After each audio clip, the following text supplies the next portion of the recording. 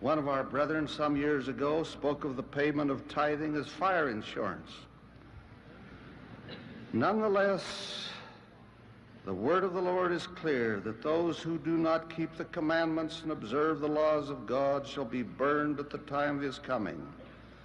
For that shall be a day of judgment, a day of sifting, a day of separating the good from the evil. I would venture a personal opinion that no event has occurred in all the history of the earth as dreadful as will be the day of the second coming, as fraught with the destructive forces of nature, as consequential for the nations of the earth, as terrible for the wicked, and as wonderful for the righteous. We do not say that all of the saints will be spared and saved from the coming day of desolation. But we do say there is no promise of safety and no promise of security except for those who love the Lord and who are seeking to do all that he commands. It may be, for instance, that nothing except the power of faith and the authority of the priesthood can save individuals and congregations from the atomic holocausts that surely shall be. And so we raise the warning voice and say, take heed, prepare, watch, and be ready. There is no security in any course except the course of obedience and conformity and righteousness. In coming days, we will see the greatest manifestations of the Savior's power that the world has ever seen. Between now and the time he returns with power and great glory, he will bestow countless privileges, blessings, and miracles upon the faithful. Nonetheless, we are presently living in what surely is a most complicated time in the history of the world. The complexities and challenges leave many people feeling overwhelmed and exhausted. However, consider a recent experience that might shed light on how you and I can find rest. During the recent open house of the Washington, D.C. Temple,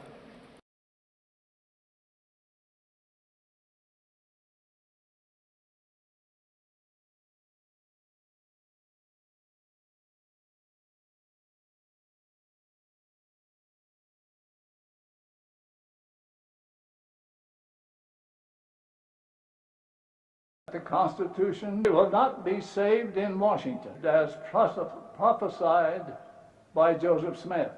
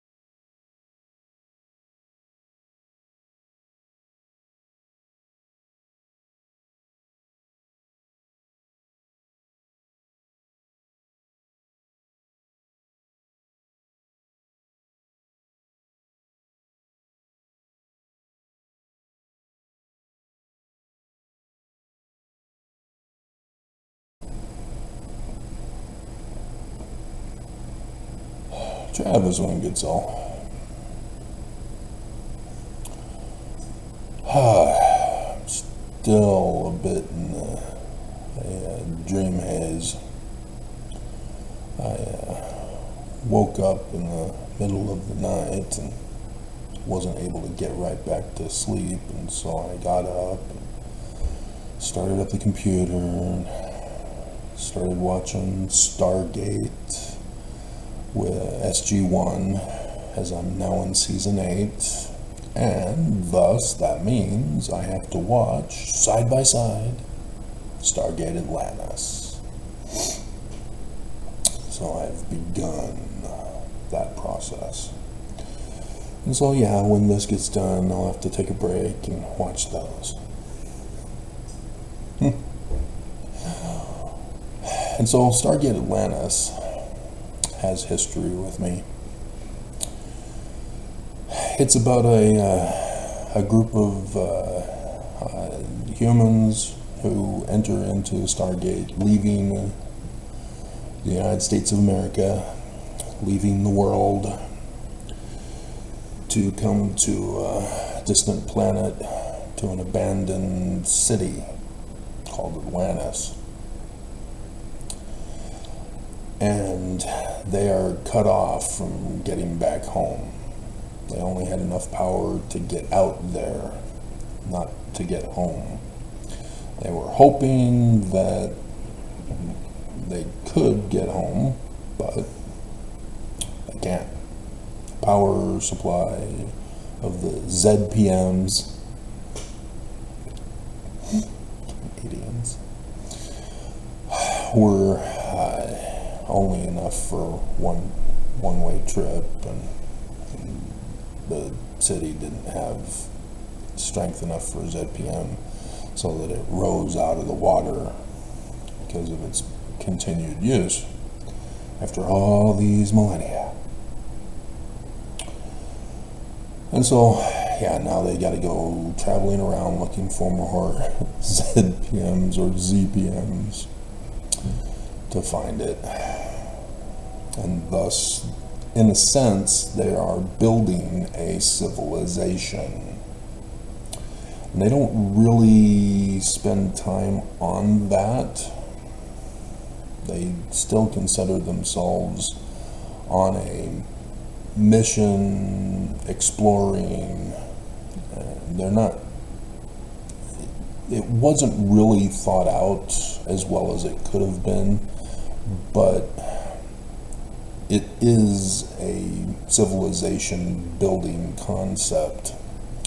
And that's exactly what I was searching for ever since high school.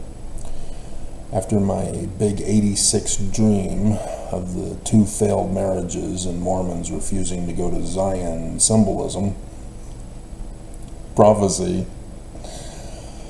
I kept working on creating, inventing a board game that would allow me to immerse myself in that kind of game. And I never really got to play any role-playing games, you know, D&D that the church forbade Mormons from playing, that my kids were playing in school. Never got into that. My dad bought me a James Bond role-player game, and it isn't for one person. You need multiple people to play role-player games, Dad. But, you know, I have no idea what happened to it. It's gone. After I left on my mission, there was a purge of my property. And apparently there were scavengers that were given access to my property. Sister stole my cassette tapes.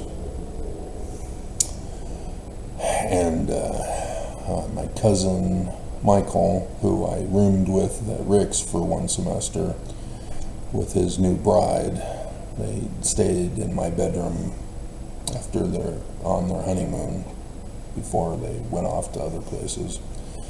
And he stole at least the laundry basket. My mom instantly, upon going on my mission, threw away my arcade game that I had made. It's just a art project. can't really do any games on it, but still, it was mine.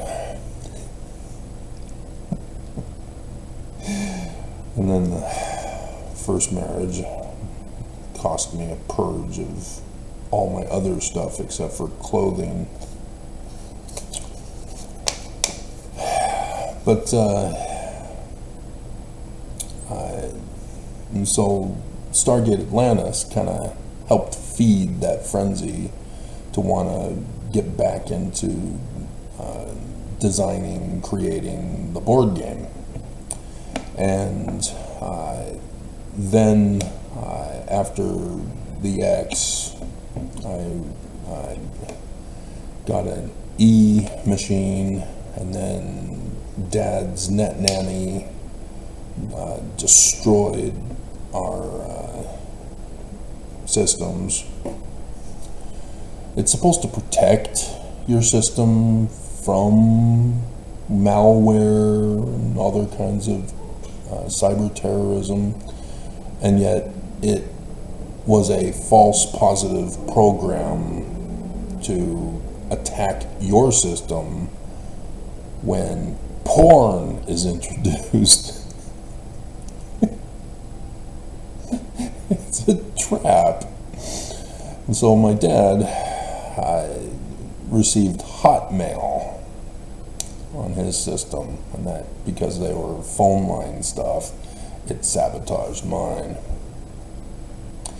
And so I upgraded to a different computer with the next tax return.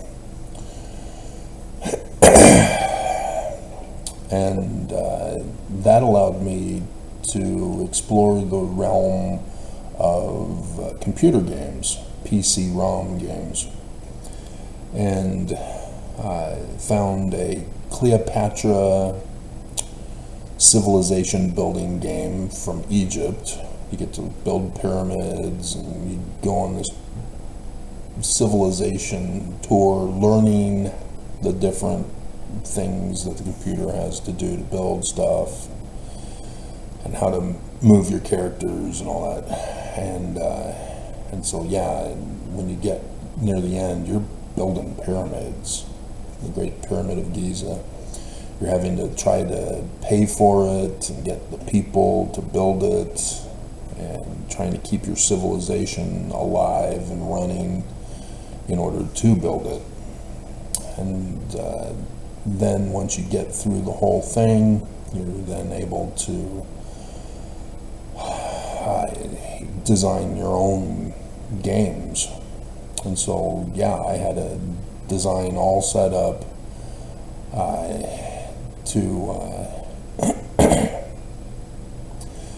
design my own terrain, put out the gold mines out for the collection of money, and had it set up for more of a challenge where the enemy would come more frequently, so that I had to be ready and prepare for them. And yeah, fun, awesome. And then Sid Meier's, I became aware of him with Civilization 3, and it was just incredible. That was what I needed to figure out how to design my board game. It would have been nice if I knew computer programming so that I could program my own game, but I can't, so I have to make do with what I'm technologically allowed, and did a board game, or worked on it. Still struggled with some of the aspects with the board game, because there's some transfer problems from PC-ROM to board game. But I was getting the hang of it. I was getting closer to figuring out the missing link. And then Civilization 3 came out, and Civilization 3 what? Complete has volcanoes erupting. And it also had a side project to work on, in which you can, if you obtain it first before the other civilizations that you're playing against, you get the benefits of that project, of that thing that you collected first. And so, like an elephant, you're able to get more elephant warriors, for example.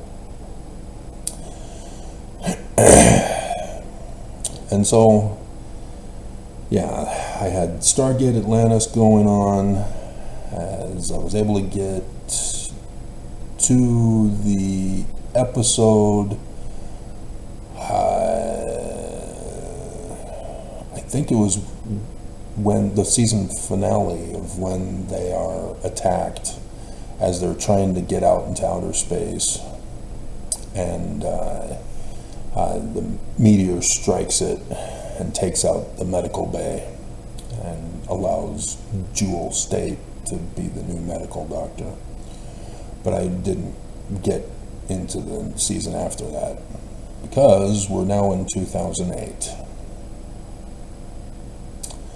The Church of Jesus Christ of Latter-day Saints kept trying to destroy me and were escalating.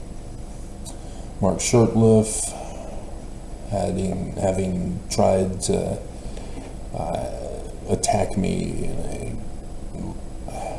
non-legal complaint with Commissioner Bloomquist, who I knew from the older singles ward. Yeah, she sacrificed Mormon married life for a legal career in the judicial system. And so that's why she's not married. And still to this day, she'll be like Sherry Dew. She'll never get married. Will make excuses like, guys are intimidated by intelligent women, and now she's too old, and blah, blah, blah. Whatever excuses women make in the church because of what the church sabotaged them. Women will never blame their abuser. That's a sad reality. And so Shurtleff won't let go, as he then went to the legislature to change the laws to specifically target me. And so a lot of those new laws came out in 2008. And then my parents, I would go on to find out, were wanting to move into their retirement home. And after they were responsible for destroying my life, forcing me to live with them in the basement apartment that was supposed to be for Grandma when her Alzheimer's kicked in. Actually, it was just for Grandma. Now that Grandpa was dead, they were going to build it for her. And then Alzheimer's, and so she couldn't go downstairs all by herself anyway. But that was the intended purpose, was to build it for Grandma to live in retirement. But nonetheless, that didn't happen either. And I saw the other day, as news had talked about a murder out in Riverton, I went and checked on Google Maps and wanted to see what was going on, where it was located. And then I said, well, I'm on Google Maps. Let's see what my dad is up to now that Mom is dead. Because Google Maps get updated every couple of years. And so 2022 would be a year after Mom died. And so that would be the latest update, if not some earlier one. But yeah, my dad finally built an overhang over my door. Unbelievable. That's all he had to do to protect me from the flood. He didn't. And now he does it after I'm gone.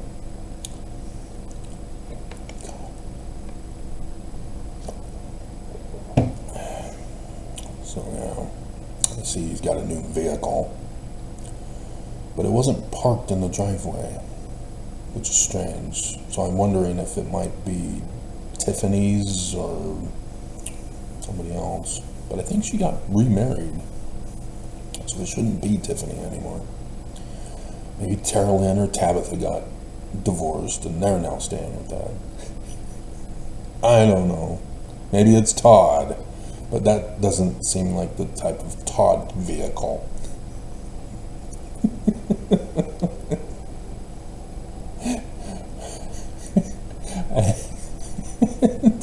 And if the church fired him for what he did to me last year, bleep.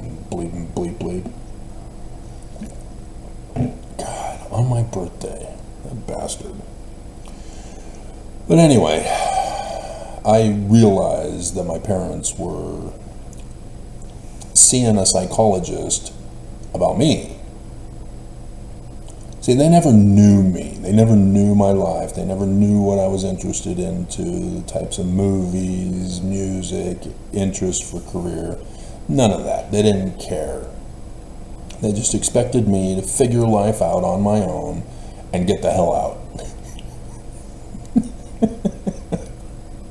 And because they taught me that way, I failed and yet succeeded, because I went on to decipher Paleo-Hebrew and thus Egyptian and the learning of the Egyptians. But nonetheless, suicidal tendencies as a song, institutionalized, where the parents come in and say, we think it is in your best interest. You're on drugs, aren't you?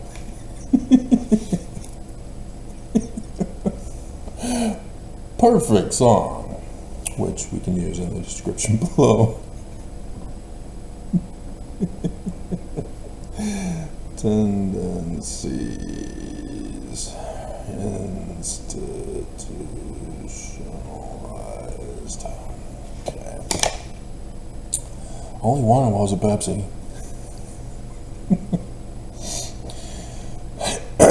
And so,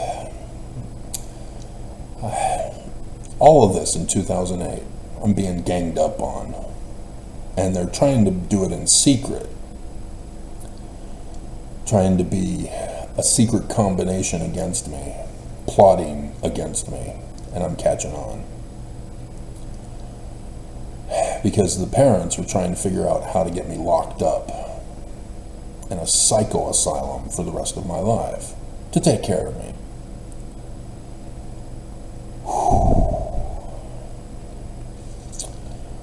So that they can retire. So, yeah, they even sent down a thing that they wanted Grandma to do. Sign over custody. There's a certain term for it, and it just popped into my head, and so I'm not familiar with the name as yet. I have to wait for that to pop into my head. Almost had it. But power of attorney. And so I knew what Grandma's life is like now under power of attorney. She's now a slave. But it's because she's not able to function in life.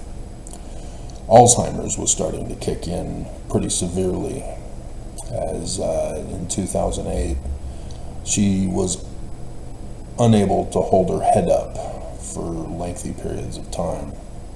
She had to be force-fed, well, not force-fed, she had to be spoon-fed.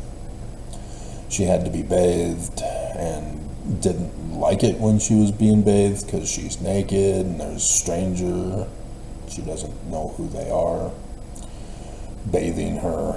And so yeah, it was a nightmare for her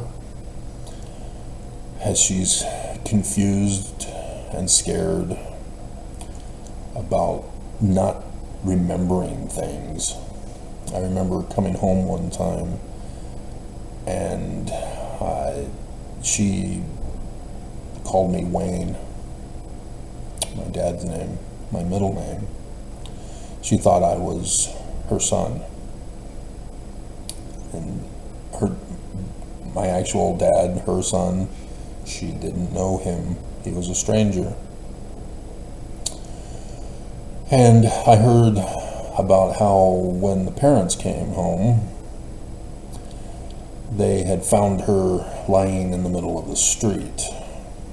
Why did you abandon her all by herself? But nonetheless, and Grandma was saying that she was looking for the twins, her twins. She's in her 80s. She thinks she has babies that are twins. That's how bad Alzheimer's got. So yeah, I'm very well aware of the news and the FDA approving a new drug out that seems promising for the helping of Alzheimer's. Very well aware. I, as a descendant, do not carry the gene because it was in my grandma. And so I get my hairline from my mom's dad, but I only have the marker. I will never get Alzheimer's because it's my grandma who had it. It's a DNA thing. It has something to do with sex.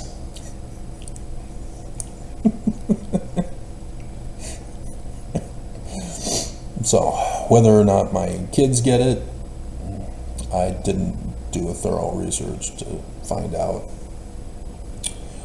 But that would be stressful to know that you're going to eventually get Alzheimer's. But now they've got the drug that is looking promising. But just because the FDA approves it, yeah, well. And then now Project 2025 will just destroy all of the FDA among all the other federal organizations as well. So isn't it great? Let's all vote for Trump. He was shot. Oh, let's give him a try. I'm sure he'll change now. Oh, he's going to vote against the Florida abortion bill. Oh, he cares now. Oh, he's going to allow the in vitro fertilization bill to pass. Oh, good. Trump's the good guy now. Let's vote for him. That's a good idea. He denies any association with Project 2025. We can trust him and believe him now. Harris is the villain. Tim, he dodged the war. He's no grandpa. He lied. And Harris, she's soft on crime.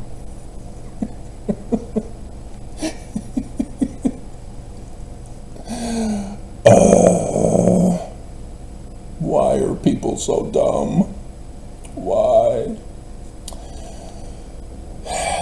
So anyway, I'm forced to sue. I'm seeing the threat against me.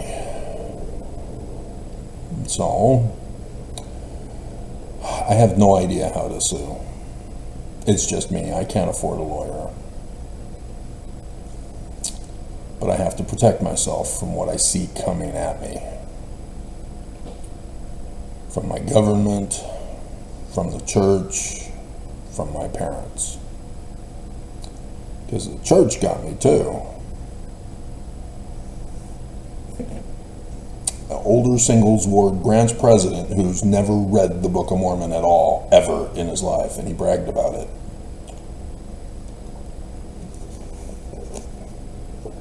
And then attacked me for having read the Book of Mormon by calling me an intellectual. Really? An intellectual, and that's a bad thing. Well, if you'd read your Book of Mormon, you'd know it's not.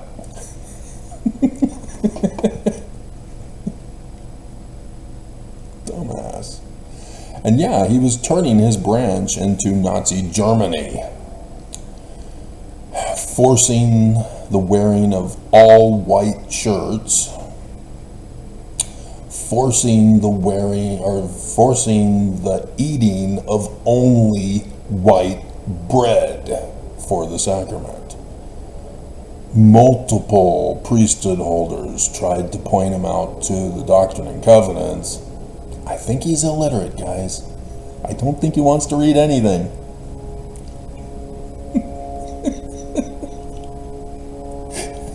But nonetheless, there were many narcs who also went to the stake president. As he was shutting off the doors, forcing everybody to be in sacrament meeting, or you don't get the sacrament. He was just full on Nazi. And so, yeah, the stake president wouldn't do anything, by the way. And so I had had enough of the women. It was clear nobody wanted me. It was clear that they were going to make excuses and trust in Benson when he said that no worthy woman would be denied a mate for the celestial kingdom after they're dead. And so literally Michelle Bloomquist and others of career success believe that they are the chosen ones and men are scum, and therefore when they're dead somehow there'll be chosen men for them. If men are scum now, men will be scum then. You kind of need to read your Book of Mormon on that, dear.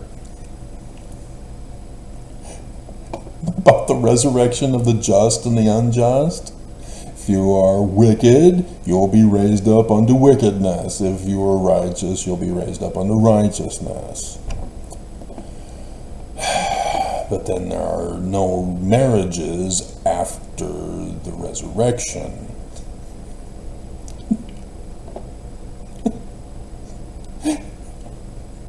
It kind of helps to know your scriptures. If you're gonna believe in a religion, you kind of need to know the theology. You kind of need to know what the afterlife is going to be. You can't just say, oh, okay, then I will expand this to apply to me. And my little fantasy will come true. You suck. Get away from me. Rapist! I never even said hi to you. Who are you? Why are you attacking me? Anyway, nightmares on the corner of my mind. So I filed a lawsuit. 6th of August, 2008. Yeah, 16 years later. 88. I finally figured it out this morning before this video. Finally. Mom died 77 years old. 77, 88. We're in year 177 years from Brigham Young's Exodus. I got it.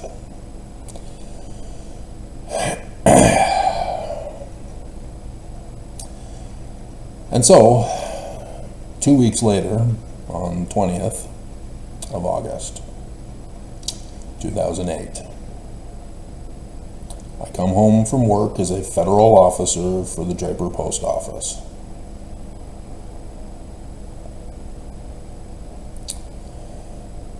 And all of a sudden, as I'm out of the vehicle, about to walk up the driveway, an unmarked vehicle truck, massive truck, comes rolling over the front yard into the driveway to cut me off. And then other vehicles emerge to surround me. The driver gets out of his vehicle and is yelling, "Get your hands up, freeze, don't move." Got a gun pointed right at my head for a kill shot.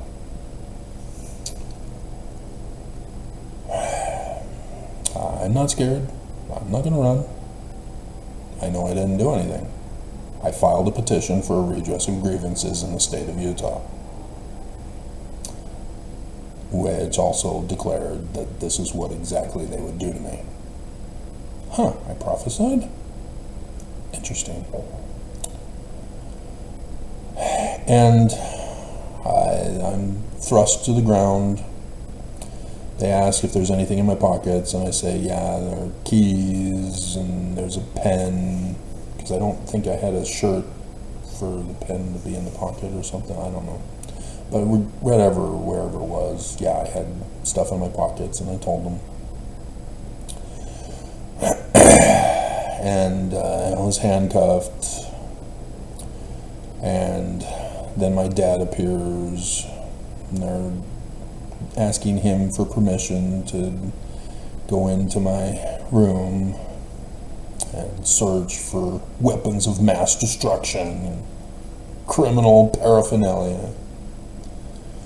Find board games, VHS tapes that I tried to get as much converted to DVDs as possible, but didn't have a way to convert them into digital format yet. And so, yeah, I had shelves of all that. So, yeah, good luck finding a bomb that you would have to plant. I mean, seriously. I didn't actually think that they would be that evil. And they were. Amazing. They're attacking me, and so when I defend myself, they escalate. And so, to cut things short, I won't go into every graphic detail of the torture and abuse that they did to me. But they would lock me up in solitary there in the Salt Lake County Jail.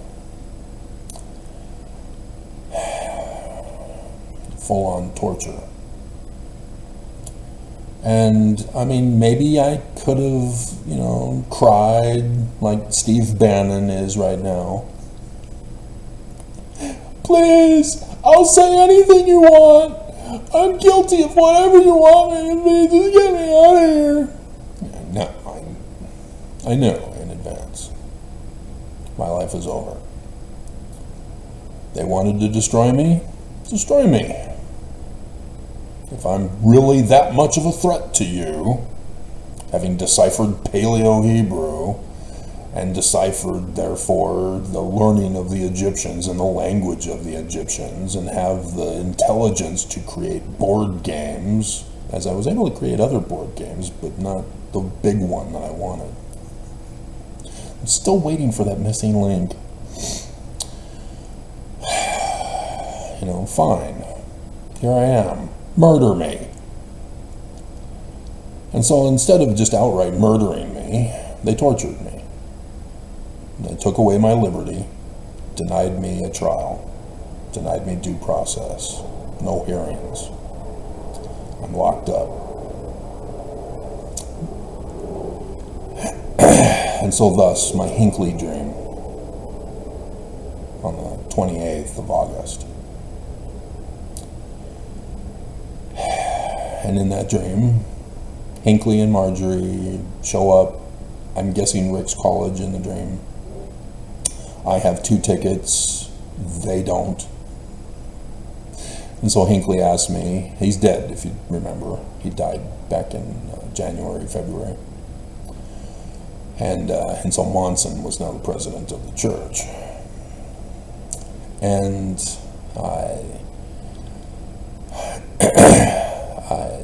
so I say, here, have mine. And I wasn't expecting anything in return. Just freely gave it to him. And he said, "Thank you.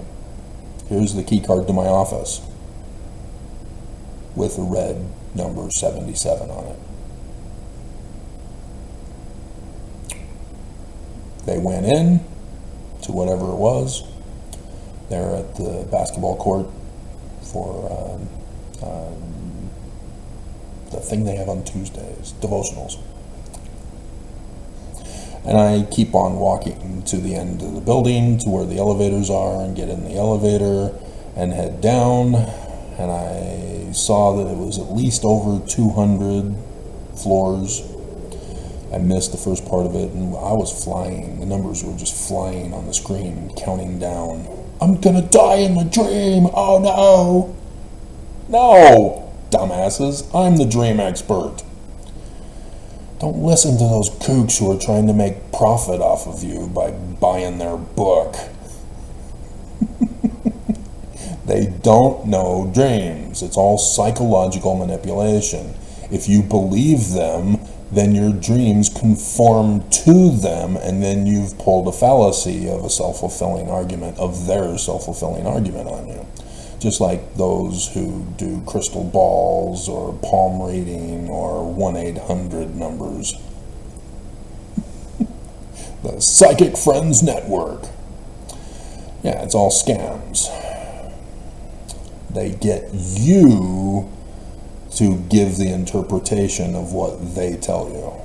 And so your daily horoscope, yeah, it's so vague in general that, oh, I will meet somebody important today.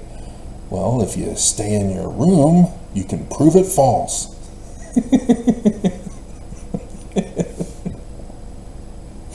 But no, somebody knocked at my door.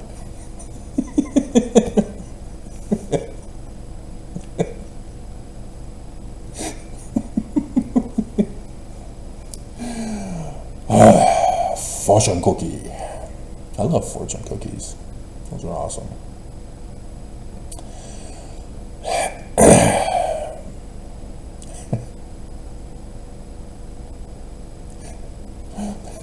There's an A-team fortune cookie. I love it when a plan comes together. That show was awesome.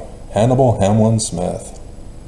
And so, yeah, my great-grandpa was Hannibal Hamlin Smith.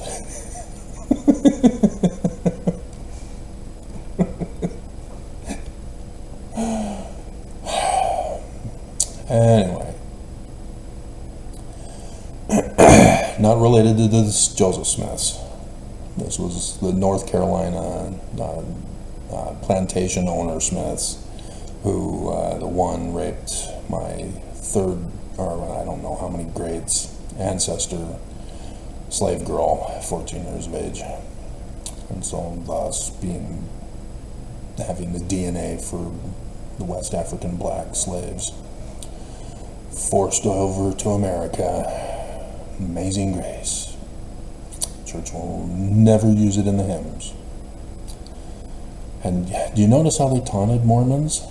They teased people to think that the church was going to put Amazing Grace in the hymn book when they did the whole big singing program about it, and they had singing Amazing Grace. No, it's not in the hymn book. No.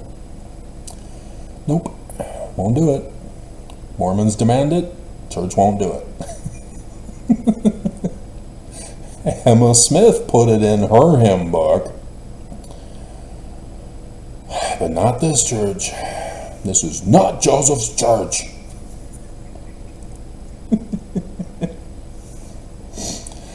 And so, yeah, I get down to the end of the elevator, I get out, and it's the church's security with the bulletproof glass and the computer room.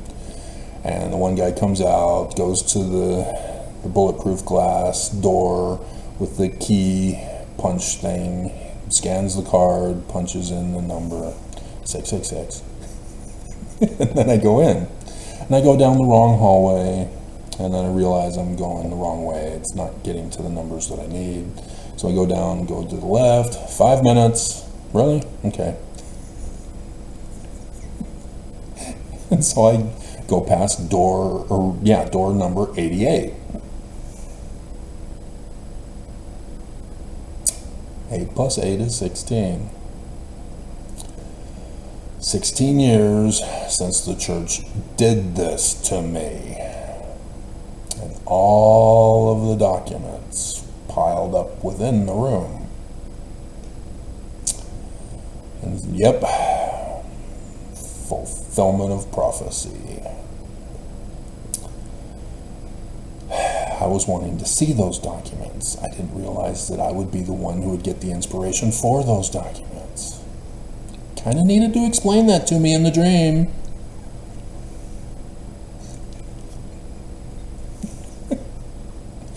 And so then the next door is 77.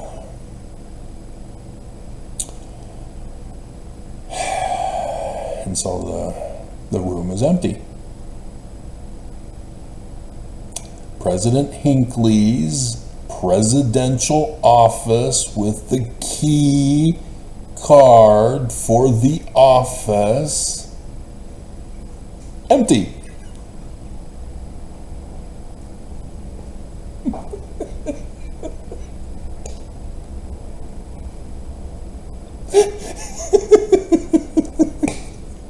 Amen.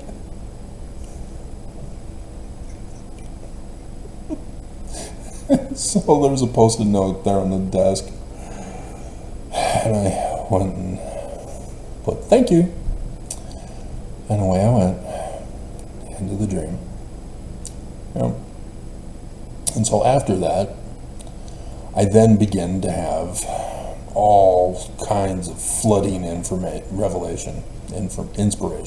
Can't call it revelation. The church calls it revelation, to divert away from revelation actually meaning giving the day and time of the future prophesied events.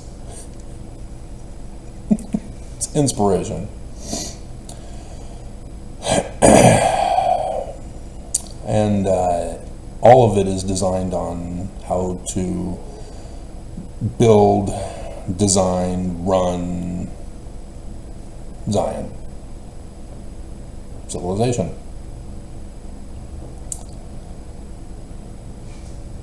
And sure enough, I got the inspiration for the missing link of my board game. And so I'm stuck in isolation. And I'm pissed. Why are you giving me all this inspiration when there's nothing I can do about it? I'm here for life. I'm being fed moldy food, among other tortures. The one security guard that I knew from the Jordan River Temple got fired for sneaking me an orange. I'm not allowed fruit. Bologna sandwich only. No ketchup, no mustard, no cheese. Just the 2 slices of bread and the bologna. And moldy. And he knew me. I was going to the Jordan River Temple every single day for my family names. And it hurt when the branch president, I didn't talk about this, did I? Got sidetracked on grandma or something. Yeah, I quit. I left. And so he, being the Nazi that he is, took away my temple recommend. If I'm not going to his branch, then I don't deserve a temple recommend. What? And so there was a big scandal on that. I tried to go through my family ward stake president, and he did nothing. I went to the member of the 70, and he just sent me to my family stake president, and nobody did anything. I'm being attacked. I'm being ignored and neglected. So much for the 1 and the 90 and 9.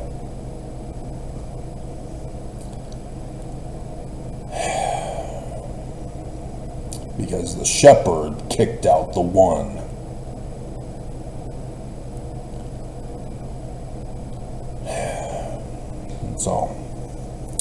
Yeah. But he wasn't there, or at least he wasn't out front when I got my temple recommend confiscated and being told by the temple president that the branch president ordered him to confiscate it. He doesn't know why, just he was ordered to do so. I hadn't committed any sin, I just transferred to the family ward. That was it. And he was so possessive with his Nazi idealism that he was forcing all of the singles to be trapped as caged animals in his branch. Not a ward. Stake president would never allow it to be turned into a ward, because if it gets turned into a ward, then the money would have to actually go to the members of the ward. But he was using the money to go to the branch, getting more of it because of all the sacrament meeting attendance members that was the highest in the whole valley. Probably in the whole church even. Yeah, the whole church. Everybody was going to our singles ward for sacrament. And it was the one behind the fire station on 72nd, Fort Union Boulevard. Everybody knows that here in Utah. And so, yeah, the stake president was purposely depriving us of money so that we couldn't do activities that cost money anymore. He was diverting all that money to his other wards under the guise of, well, we have elderly people that need the money. You're supposed to already be getting the money for that ward, for them. What are you doing with that money for them?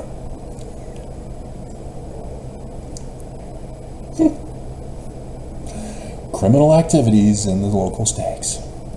Laundering money. But yeah, the church set that whole thing up. Know a seed by its fruit. And when money is involved, you will always get corruption.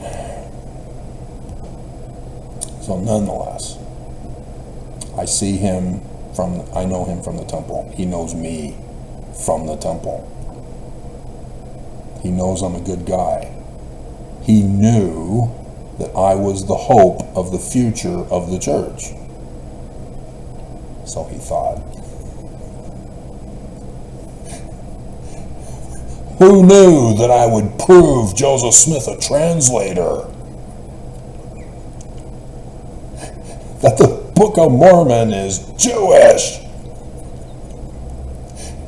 coming from Egyptian documents. Ooh, Travis.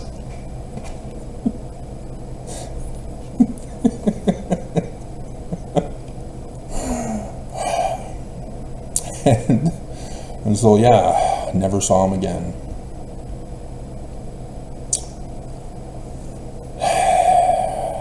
You've got to be loyal to the church or you get punished. I've seen that all too many times over the years. Those who fail to hurt me get punished. Those who succeed are rewarded, financially rewarded. I would then learn after that first weekend before the dream that I'm being locked up as a terrorist. 3 counts of terrorist threat. Class B felonies. 2nd degree felonies. B is misdemeanor category. Doesn't matter. Don't care. Crime is a crime, and you're supposed to punish people according to crimes, not false accusations to disappear them and torture them to try to murder them simply because they've exposed the church's frauds because you deciphered Paleo-Hebrew.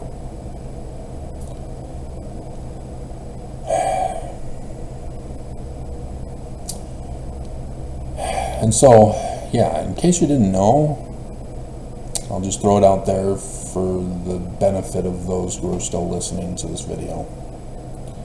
Amun, the Egyptian sun god at noonday, Scholars still to this day can't understand why there is a board game hieroglyph in the spelling of his name.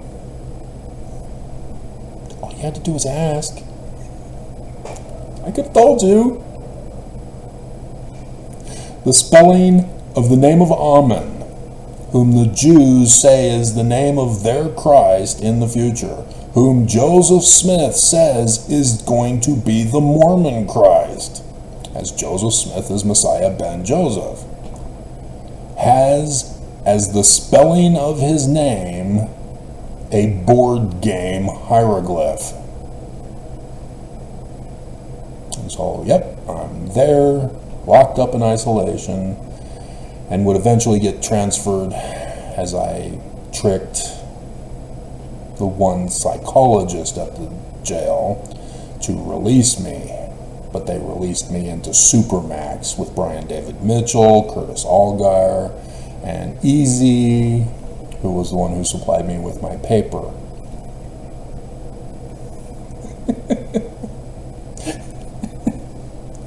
And so I began working on my board game ideas and running the test to play it out. And so when the guards would do their random strip search and probing, they'd be going over all my papers, trying to find something incriminating against me. What is this? It's a board game. What? A terrorist making board games? What?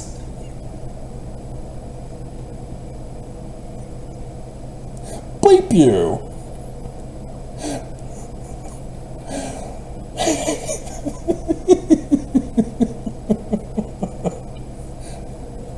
Who's the terrorist? The one who's doing the illegal activity, or the one who's wrongfully accused?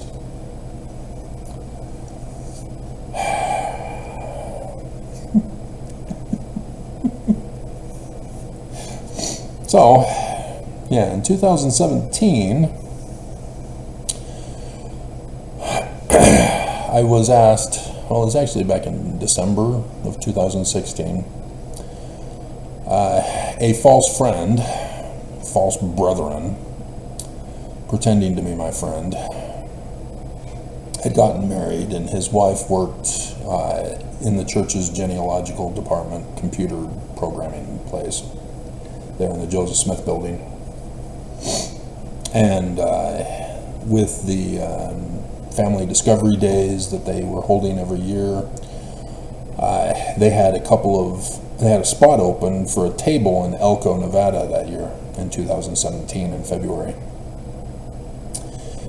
And because of her marriage to Daniel, they offered me to go, as I was still in their favor because I was still married to Karen. And so we had to come up with the money. Kind of didn't tell us the money requirements that would be required of us.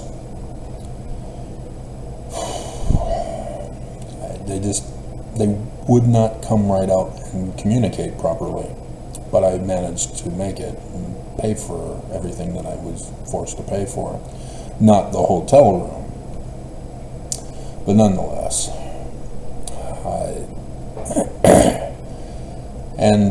And so I had to find out that I needed to purchase some new equipment so that I can handle credit cards for the book signing, which that didn't work anyway because they couldn't get their internet service working. All that money wasted. And so anyway, then they tell me at the last minute, because I'm thinking I'm going to present my books about the big days coming up this year, because that's what I'm focused on. Go over Paleo-Hebrew decipherment, Egyptian decipherment, and the big signs in the heavens coming up. And they, again, don't directly communicate with me, but suggest that I need to stick to the theme. What theme? And I guess family genealogy, and so they were trying to subtly tell me that my Paleo-Hebrew translation was not appreciated, was unwanted. But I had to provide those books for the signing. And so I'm having to come up with the money to pay for those books. Thank you, Amazon, for not giving them to me for free, since it's my book. Or at least a discount. Wouldn't even give me the author discount, bastards. And so nonetheless, I had, okay, what can I quickly get published and purchase before the book signing in the flood-ridden prophecy of Revelation chapter 12 event with a lunar eclipse on top of it. And so I decided, well, I haven't fully finished the board game instructions for my Civilization game. And so I thought, let's do a spin-off version of the game for Mormons only, and Millennial Zion Civilization is what it became, the first 1,000 years, because this is an eternal life board game to escape reality and learn how to build your own civilization from scratch. And so, yeah, I started off with Adam and Eve, and there's, haha, you can have multiple wives for Adam if you want.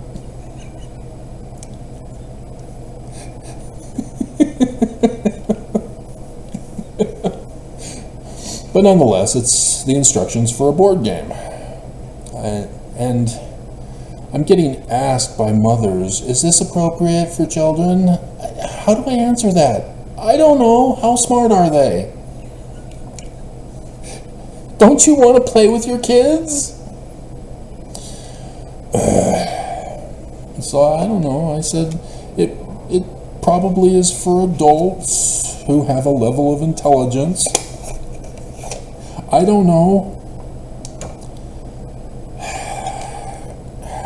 But nonetheless, I ended up only selling my research books to a guy who was there to speak on DNA research, who claims that his DNA traces back to the Aten priesthood holders under Akhenaten, and so thus his interest in my decipherments.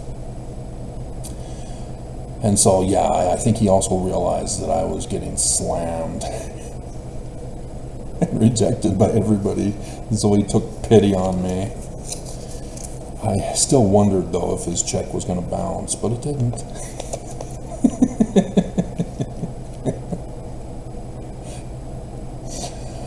Oh, dear God, what a nightmare. But prophecy fulfilled, like I said. And so, yeah, I ended up giving away my Legos, which was only supposed to be for display for the game. God, unbelievable. Anyway, so there you have it.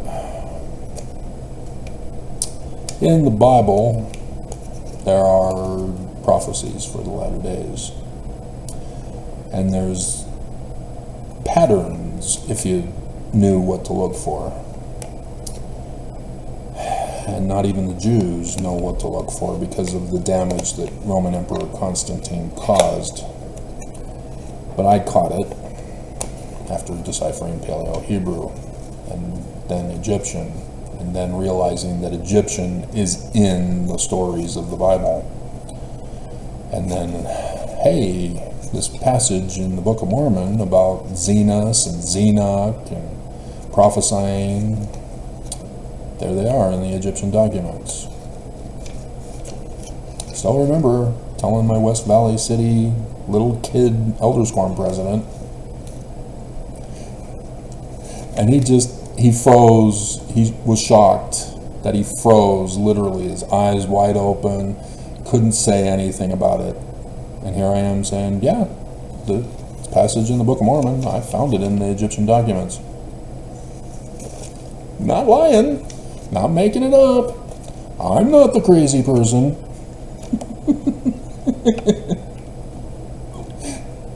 I guess he didn't know what to say. He didn't believe the Book of Mormon was true, I guess. Go figure that. A Mormon who doesn't believe the Book of Mormon is true and has to make it true with their feelings about how it's literal history about Jesus, which Joseph Smith says is abominable, wrong. Yet nonetheless, we see this in the Book of Mormon as well. Not just because of the plagiarism.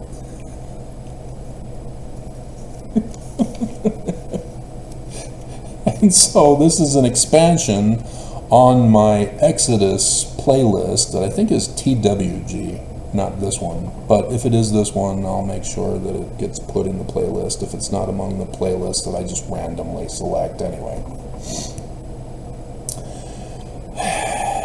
There are two types that I see with an Exodus pattern.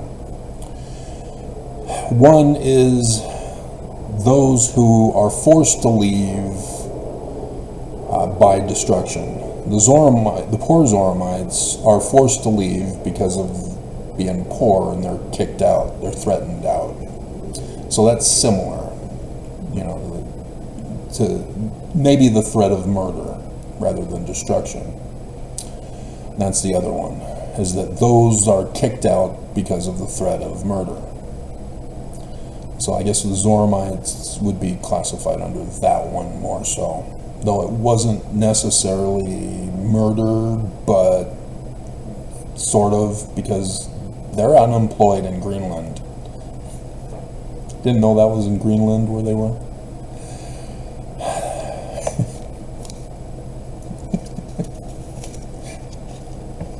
Storybook story. But under the destruction category, you have the Mulekites, who are there at 9th Ave, according to the story. Not literal history.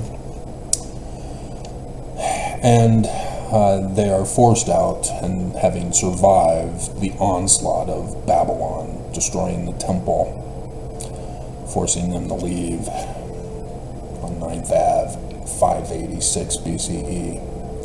Then you got the Limhites, who are destroyed by the Lamanites. And it's the same manner in which they did to Alma and the people of Alma at the Waters of Mormon. They were chased out with threats of murder. And so Limhi, being chased out with threats of murder, were those who evacuated when the Lamanites came in to destroy them and chase them out, and they survived and escaped.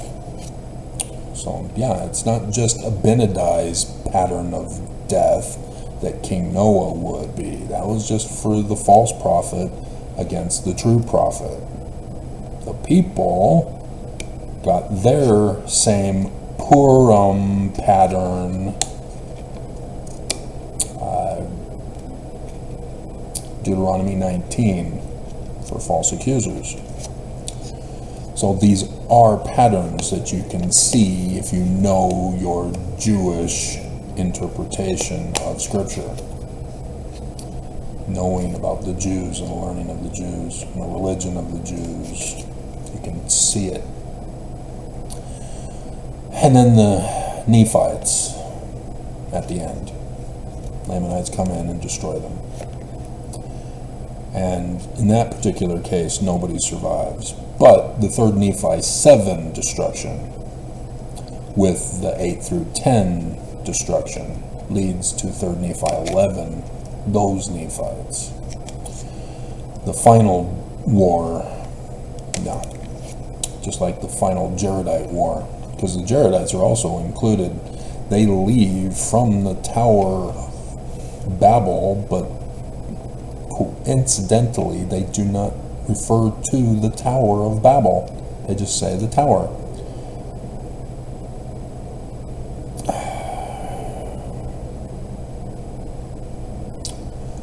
Now I, Moroni, proceed to give an account of those ancient inhabitants who were destroyed by the hand of the Lord upon the face of this north country.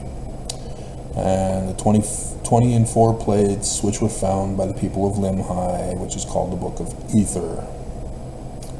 I suppose that the first part of this record which speaks concerning the creation of the world and also of Adam, and an account from that time even to the great tower, and whatsoever things transpired among the children of men until that time is had among the Jews, not the Christians. But yeah, he doesn't say the Tower of Babel. Will not do it. Interesting. And they have footnote 3b for tower, which takes you to the Genesis account, Omni, Mosiah, and Helaman.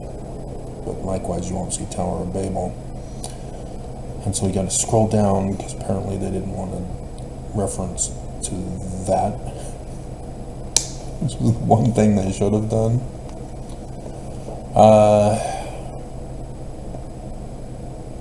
They don't even use the word tower. 33, which Jared came forth with his brother and their families, and with some others and their families, from that great tower. That is.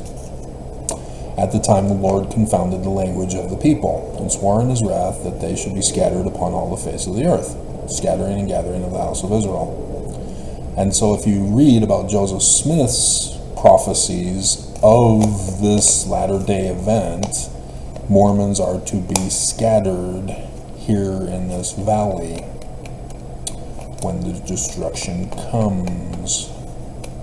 You're welcome for saving your life and prolonging it for you, so that you could repent, find your true Christ, hearken to him, and be one of these prophetic pattern Exodus groups.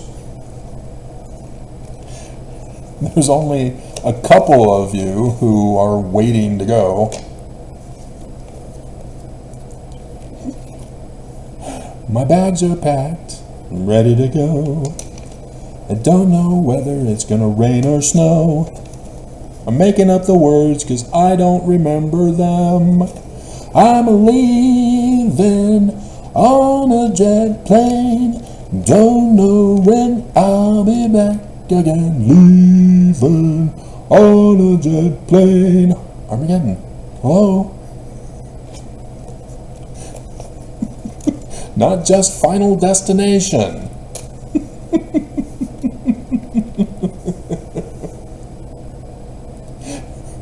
9-inch nails. But we're using suicidal tendencies. And so these are the things you need to understand. These are the prophecies. And things have happened in accordance with the prophecies so far to date. We just had 9th Ave from 1 Kings chapter 18 of Elijah versus the priests of Baal. The baptism by water and the baptism by fire. The God Yah pours water all over the altar in advance of the fire. So 9th Ave, the water. All of you are witnesses. You don't have to scroll down too long if you're all of a sudden brand new and you're still listening to this video. It happened as prophesied, as I prophesied and had a countdown And so Mormons leave? That seems strange, YouTube. Or is it you, YouTube? The big event, it happened. Now we're waiting for a baptism by fire. This is what the whole Latter Days is warning us about. The day that shall burn as an oven, and they that come shall burn you. The abomination of desolation, as spoken of by Daniel, which was technically the Greeks, but the document was written after the Greeks, and it was even written after the second destruction of Jerusalem, also on 9th Ave. So Joseph Smith's second vision? Yeah, do you remember the 22nd of September? Not the 21st, it's the evening, remember? Calendar of the Jews, the day starts in the evening at 6 p.m. 22nd. 2 sets, 4 times, 22nd of September. 9/22, divided in half, 9/11. So last year, 9/11. Right, Nelson?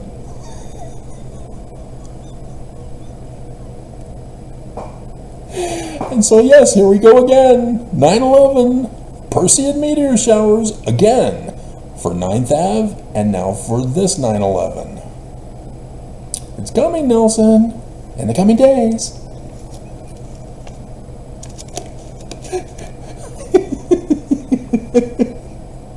You failed. You're a false prophet. I'm winning. I'm a true prophet. I'm correct. My prophecies have all happened because I know the interpretation of Scripture. Those Jews are true prophets. Christians, they call them false prophets. They had to create their own Jesus to force the prophets to be true about their false Christ. And because it was in the past, they have to rewrite history too. Abominable. And so, yeah, anyway, the threat of murder, Lehi told in a dream, the Mormons want to murder you, you're going to have to leave. Nephi, your brothers want to murder you, you need to leave. Alma and the Waters of Mormon, yeah, the king has found out about you, they're coming to murder you, you guys need to leave. Destruction versus threats of murder. But the same end result. They get to a new land, a Zion symbolism, and they now have to rebuild civilization. Oh, is that why your hour-long intro was what it was? Well, why couldn't you just say this in just the 5 minutes that it took you to say it? Why do we have to listen to the end and endure to the end? Oh, I don't want to hear about your life and your problems caused by your decisions in life. Church did nothing wrong. Bleep you. God. And so, yeah, this is what we're faced with in the coming days. And maybe they'll fail. It's they that come shall burn them, not God. And so, yeah, the election is the next backup. And thus, a Jewish 9/11? Hold on, let me waste more time. That was awesome. Why don't people want to watch my videos? I use the clips. The church and Trump conspiring together. I need documents, don't we?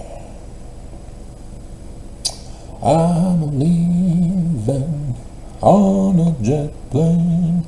I don't know when I'll be back again. White horse? White House. Oh my God. I am very surprised that the artist did not paint Jesus on the back of a flying white horse for the Washington, D.C. temple. I caught it. Nobody else caught it. I knew exactly what it meant. The way to perfection. The church coup of the government. And so there you have the coming of Jesus, the coup of the government, to Washington, D.C., hidden within the temple, though the press reported it and showed it. With the open house. And the press, even if they're Christian, have no clue what it means. Government leaders have no clue what it means. The FBI, our intelligence agencies, have no clue what it is, because President Joseph Fielding Smith Sr. said in The Ways to Perfection, the world will not know of it. The saints cannot know of it. The saints must not know of it. It's got to be a secret coup. Secret combination. So, 9/11. Kislev, really, because of Adar 13. Oh, interesting. Yeah. Alright, so 9/11 is Wednesday. Really? Oh, it's just a day off. Fascinating. Okay, so 2 is 1, and so 11 would be 12. It would be on Thursday, the 12th of December, and 2 weeks before Hanukkah, in case you're curious. So that's a month after. And so, yeah, that would give a month for America to descend into war and bloodshed, and then boom, a big 9/11 event to destroy the federal government, to make sure Trump does not go to prison and cry like Steve Bannon.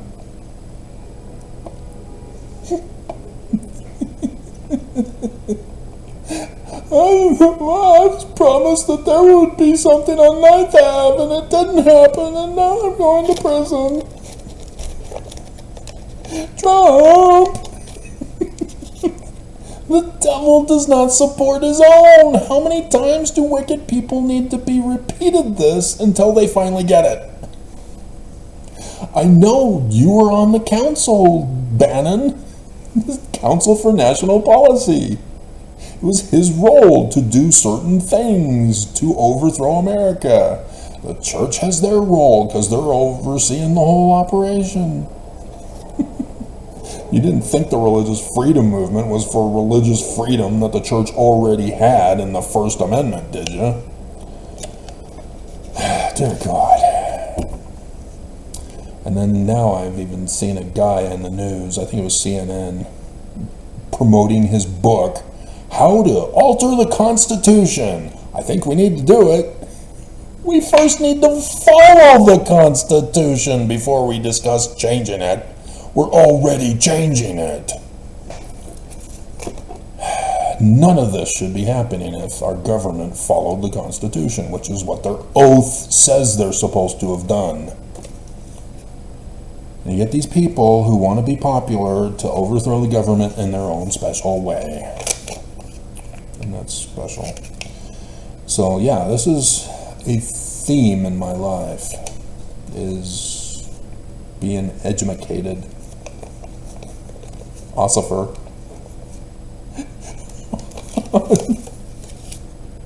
On civilization building. Ever since high school. Ever since the 86 dream. When I was told Mormons would not want to go to Zion. Do you Do I have to? I mean, might as well. We're at the end, so if you didn't want to hear it, you can just turn off the video now. 86 Dream. I just become a priest. This was the April conference when Benson begins his reign in ministry. And he gives to the youth of the noble birthright, saying that we were held in reserve from the foundation of the world to come to earth at this particular time for the particular purpose of the latter days. And that therefore we need to embrace idol worship and stay away from pregnant women, the pernicious evil that they are.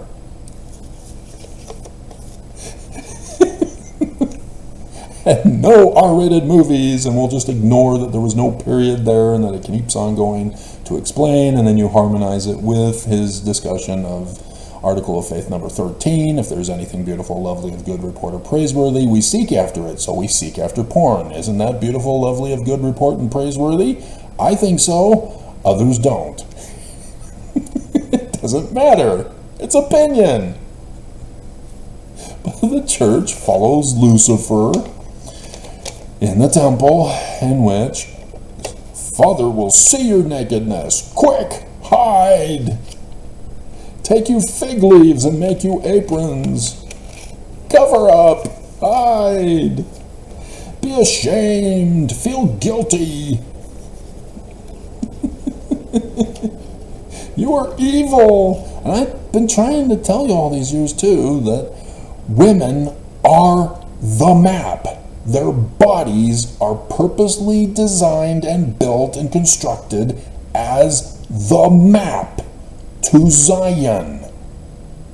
And nobody cares. Nobody wants to know. And I'm just, oh my God. When destruction happens, whether it's from destruction or whether murder, and it's not because you aren't leaving. The church has been threatening to murder you and you just won't leave. So destruction. You need a map. You got to go to the right place. You're going to go to Independence, Missouri, you dumbasses. Because you never bothered to watch my videos or go to the Joseph Smith Papers, 19 July 1840. It's not in Independence, Missouri. It's in Nauvoo, where X just marked the spot on April 2024, Revelation 19, 11 and 17. So, in the dream, as Metallica is now forbidden also, because of its beaten tone.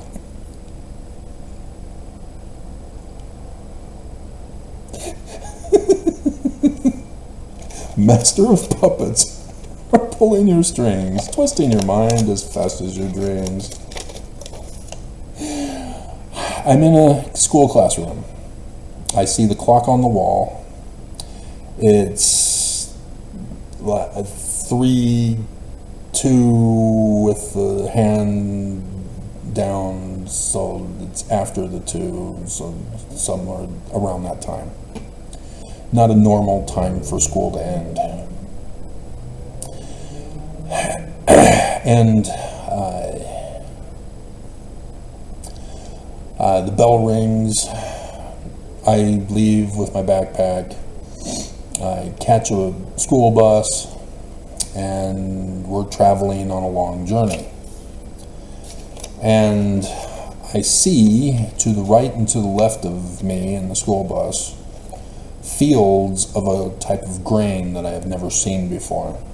It doesn't look like wheat. It doesn't look like barley. I'm not sure what it is. And then we get to a building isolated by this field. Great and spacious field. And then there's the building there. And it stops, we get out. There's an office, check-in, and we're assigned a room. And it's co-ed, and so I have my room, and I put my luggage toss it inside as another woman tosses her luggage in her room and sees me and says, "Hey, hi, hi," and she says, "You want to come with me?" I don't know if we're allowed to. I do. She's a woman, of course I go with her. She lures me into her web of sin. She's a witch. And we go out the back door, and we're underground now. And there are vehicles, and we get in, and I drive us off. And we enter into a tunnel system, the lights of the tunnel, and then we get to a building that's off to the right. So I pull over and park, and then we get out, we go up into the door, and then there's a hall. At the other end of the hall there's a door. And so we head in that direction, but then there are rooms on either side. The doors are open. And classes are being held in each of the rooms. And I now am the rebel and walk in the classroom, walk right in front of the class, and then go out the other door. As the teacher is trying to teach a lesson, I walk in and interrupt. And we head in, we get to the door, we open it up, and it's a chapel, LDS chapel, that's sloping down to the pulpit. And so you've got the benches on the right and the left, and then the one in the center, the longer one in the center. Everybody should know what those look like, because it's the standard pattern for most of the church buildings. And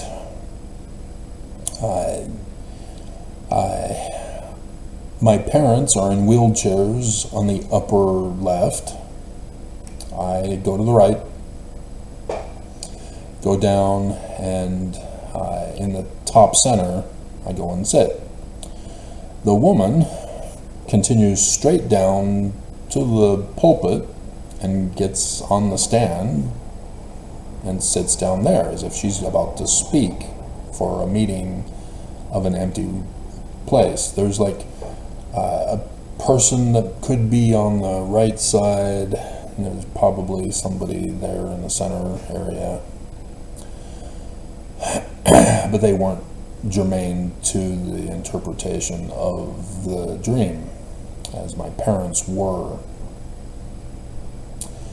And then the back door opens and security guards come in.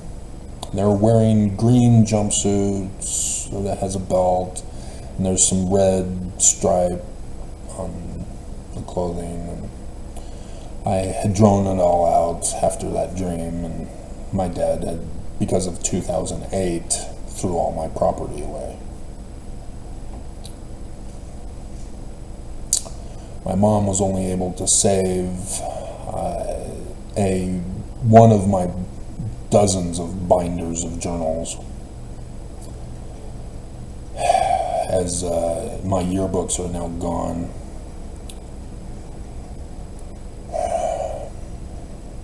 All my life has been erased by my dad. And anyway, and so they go and grab my parents, yank them out of their wheelchairs that somehow were in the benches. It's able to do that in the dream. Yanks them out of their wheelchairs. They're, confused and scared and screaming, being hauled off, dragged away, and the door shuts. Cool, parents are gone. Awesome! I got the chapel all to myself now.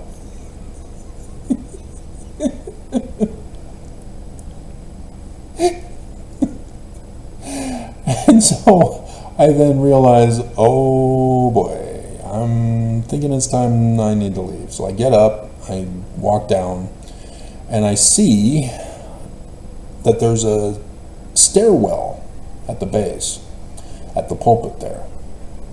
And at the bottom of the stairs, there's a door. I go down, try to open the door, it's locked, not allowed in. So I go back up, and the door begins to open. So I keep walking across and motion to the woman, hey, come with me. So she gets up and comes with me.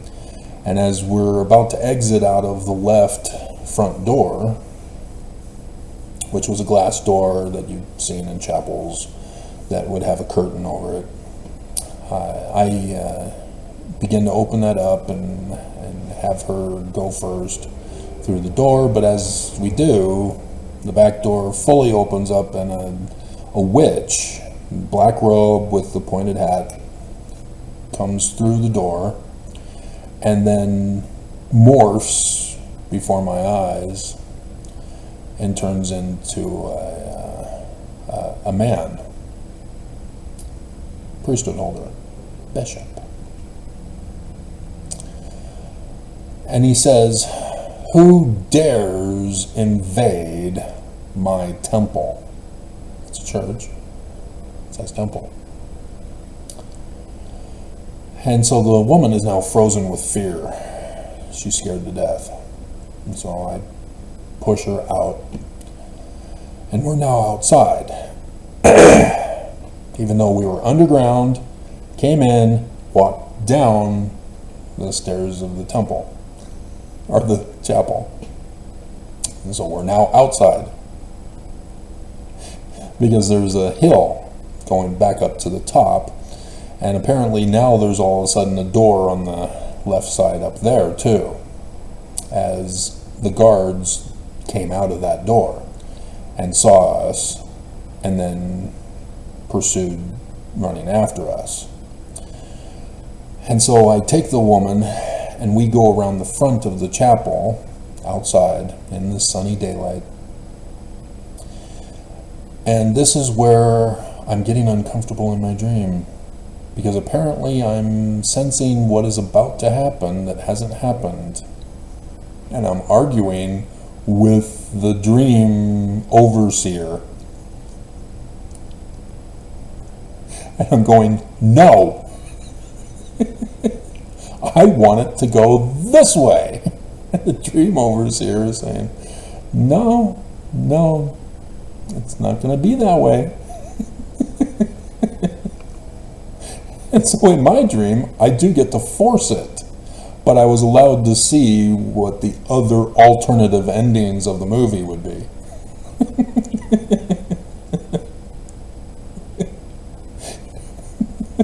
Just like on the new DVDs that were coming out. And so the way I wanted it to be was that both of us keep running and we go across the road, as it's abandoned, the whole place is empty. We go across the road, jump over the bushes. Nobody's supposed to be back there. And and then hide, hoping that the guards wouldn't see us and would keep running around the building and never find us, and then we would be safe and such. But no, this is how it actually was, according to the dream overseer. I would recommend that we go across the road, hop over the bushes. She said, no, let's go around the building. I said, we're going to get caught. They're going to chase us and catch us. She refuses to do that. And so she separates from me. She refuses to cross the road and jump over the bushes. And so I cross the road, jump over the bushes all by myself. And then watch as, sure enough, the guards go around the building and catch her. I then am all by myself, and there's a white building, And then there's a little love swing. And there's a light mist of rain falling. And I wake up. Technically it's a tragedy, but it was a prophecy. But because of that dream, I would then go on to have another dream that summer. We won't talk about that one, because we're done. We're in an hour and a half. Notice no terrorist activity today. Because it's the Labor Day weekend. I know their work patterns. I know when they take off from work. I know it all, guys. I know when you go to church. I know when you go on vacation. I know, guys. They think they're hiding from me because they're on another computer cyber terrorizing me, as I'm unable to have the technology to trace back to who my attackers are, as the FBI should have those tools, but they claim they do. Oh, Cozy Bear attacked America. China attacked America. Saudi Arabia is now attacking America. North Korea is attacking America. We're just letting them happen.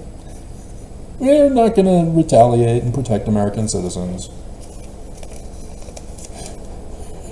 We know exactly who they are, but we're not going to do anything about it. They have diplomatic immunity. Not for terrorism! God. Unbelievable. And so, yeah, that's all we have to do when a diplomat commits terrorism. We say, I'm sorry, we're holding your diplomat for terrorism.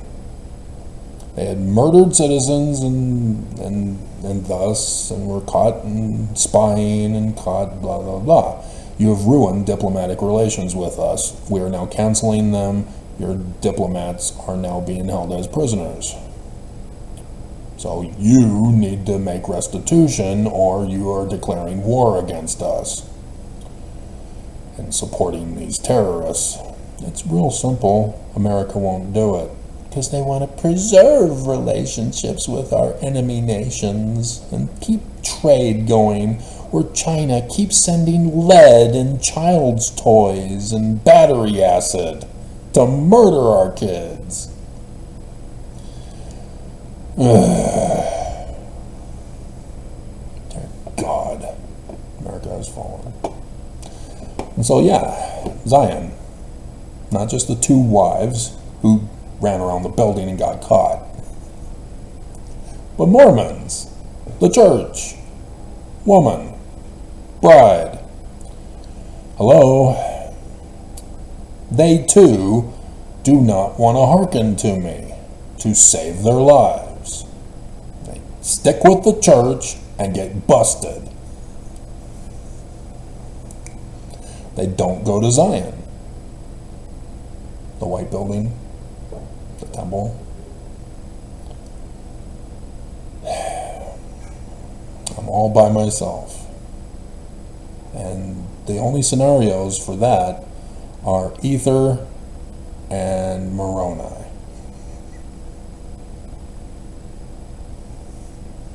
It doesn't go well for them.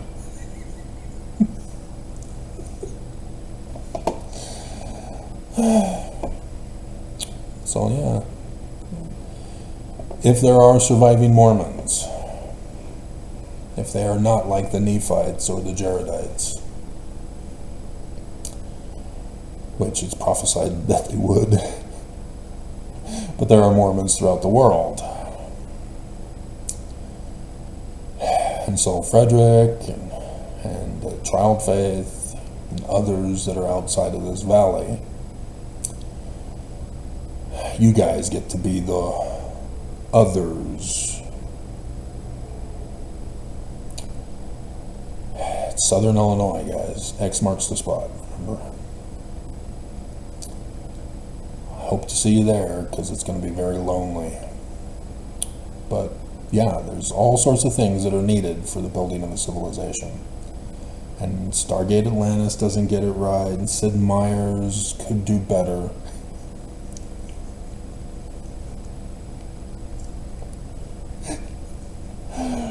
But yeah, this is a scary situation because the church is obsessed with child bride polygamy.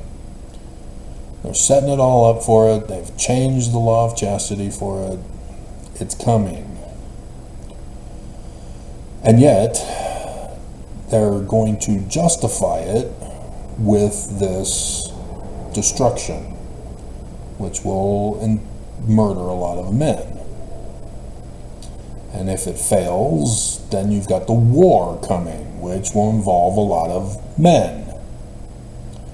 And so the women are less likely to be involved, even though lots of women are involved in wars these days, especially even in Ukraine, if you've been paying attention. Women are stepping up to defend their country against Russia. And even Islam have their terrorists who are women.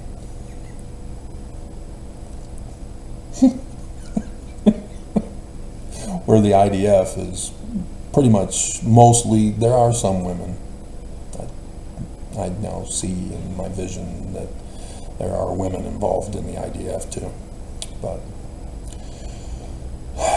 yeah, this is going to be a major tragedy of mass proportions. This will be a mass extermination event that they're planning. And it just terrifies me to death. Not that so much bloodshed would be spilled, but the reality of being among the few men left to preserve the human race. All I wanted was one. Just one. After 2 failed marriages, that's all I want, is just one success. And women consider me too old. Sorry, hun. Your eggs dry up at my age. My sperm does not dry up. Sucks, but such is sex ed.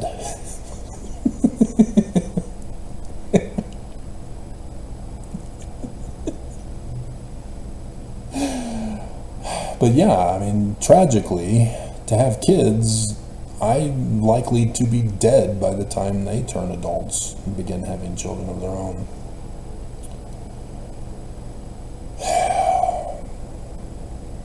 You know, maybe we can lengthen out our lifespans, reverse the damage that has been done to our bodies by the pollutants.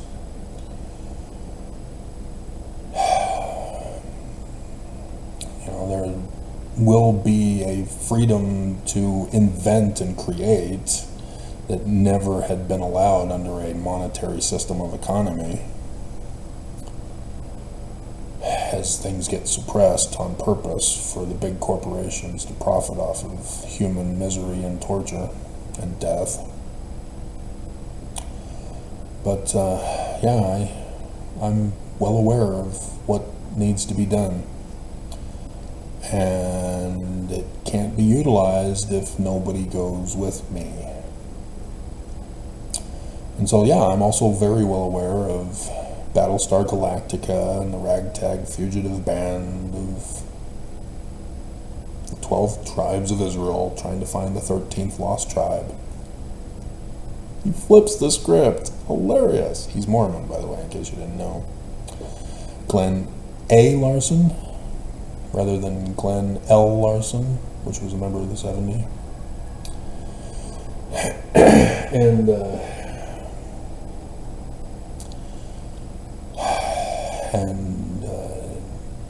And so, yeah, it's a survival situation where people need to learn how to build a civilization from scratch. And similar to Stargate, and even Battlestar Galactica, when they do get to Earth, but Earth isn't destroyed in the original series. It is with the reboot. Sorry to burst your bubble on the spoiler alert.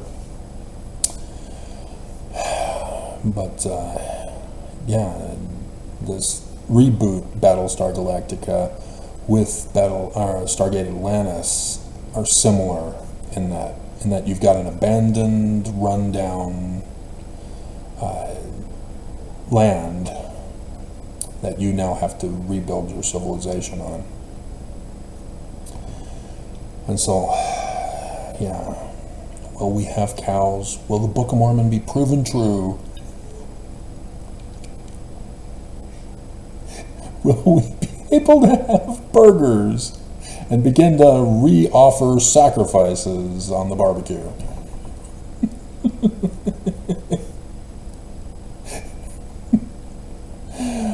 Yep. Yeah, the baptisms for the dead, no, that was the great and abominable church to take away agency of those who have died and used tithing from section 119 as extortion for that. Remember the whole long list that I just recently wrote out, added to my reference book here? Yep. So, fun times in the city. La da da da da da da da. Alrighty, I think we're done. That was just it. Hoping that people would be listening and getting inspired to hearken and know that the danger is near. You know, we need caravans now. We know the church is murdering us. We know that the day that they're going to murder us is coming. The day of destruction is coming. And so the threat of murder is already here. But just YouTube and Mormons, it's just not going to happen. It would be great. You know, maybe if the FBI would finally do their job and lock up the church. And I mean, even getting the whistleblower reward, 33 trillion, that would be a mega amount. 10 trillion for the whistleblower reward. Oh my hell. But I can't allow my mind to consume myself with that fantasy. If it happens, it happens. But the Mormons will not believe and listen until they are compelled to. That's the sad reality.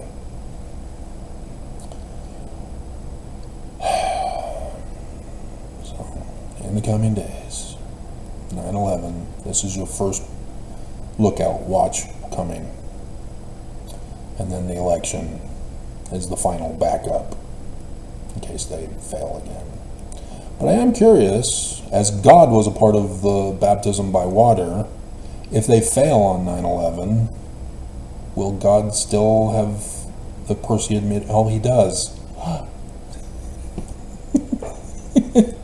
Fire from heaven on that day, already fulfilled by prophecy, you're welcome, but yet will mankind do their part? They that come shall burn them. And so, it already happened. The baptism by water already happened. Baptism by fire, we already know it's going to happen. Astronomy is a pretty precise science. I wouldn't bet against it.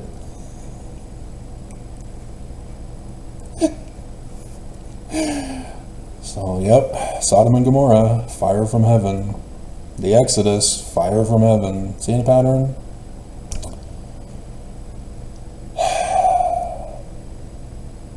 So it already happened.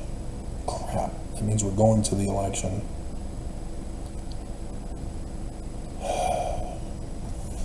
Okay. Now I've got to redesign a new picture for what's about to happen. It hasn't happened yet, but here I am going to prophesy about it, and nobody wants to believe it. That's about done too. Okay. Perfect timing. Yippee-ki-yay.